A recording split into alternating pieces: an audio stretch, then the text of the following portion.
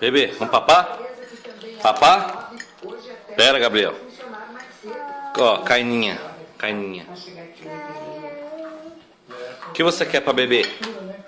O que você quer beber? Hein? O que você quer beber? Hã? O que você quer beber? Você quer água?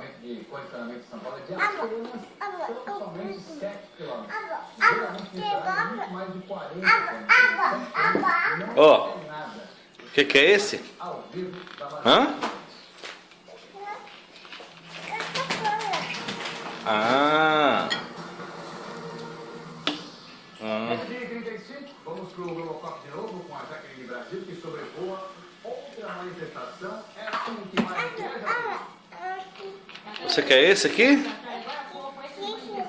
Ó, o que é esse aqui? Coca-Cola?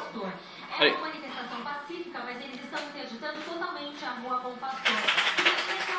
Solta, solta. Aproveita para mostrar que o terminal está funcionando normalmente, não só aqui, mas em toda a cidade. Metrô, Quer água? circulando totalmente pela cidade. Por causa dessa manifestação e a interdição, olha só o que acontece. Quem está agora na Via Anchieta, na Rua das Juntas Provisórias, vai descer e vai comprar essa interdição. Quer mais?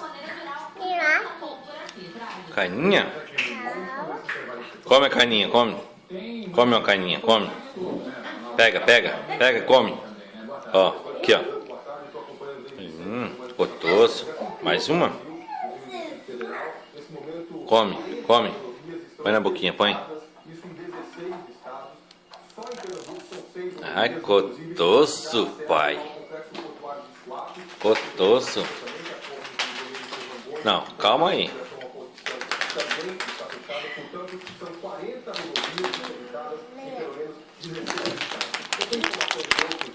Informações atualizadas no Pará, os manifestantes se concentram desde Bericeirinho, em frente à Prefeitura em Vitória, em Fortaleza, em Porto Alegre e também em Salvador. Os ônibus não circularam hoje, inclusive em Salvador, as aulas dos colégios estaduais. Limpar a mãozinha? Vamos limpar a mãozinha? Vai limpar a mãozinha. Não, ó, é pra pôr na boca e comer, não é pra pôr na boca e jogar fora. Não, não. Põe aqui, ó. Aqui.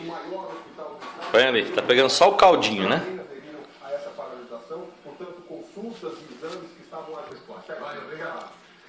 Fala. O que você quer? Manda beijo, manda beijo. Manda. Manda beijo. Manda.